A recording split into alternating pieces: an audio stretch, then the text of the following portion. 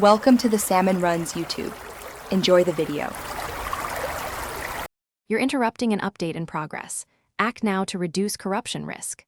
First, disconnect Wi-Fi and unplug the charger so the device won't resume automatically. Once done, go to Settings, then General, and tap iPhone Storage to find the iOS update file. This is where the system keeps the installer. Make sure you scroll carefully. If the update shows installing or verifying, moving fast reduces the chance of a failed install and keeps your data intact.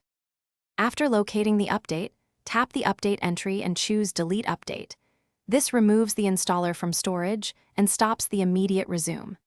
Next, perform a force restart to clear any in-memory installation processes. Use the model-specific button sequence for your iPhone. Once the phone reboots, enable airplane mode to prevent the device from rejoining Wi-Fi and re-downloading the update. These steps together stop the installer and avoid an unexpected restart while you prepare a safer update plan.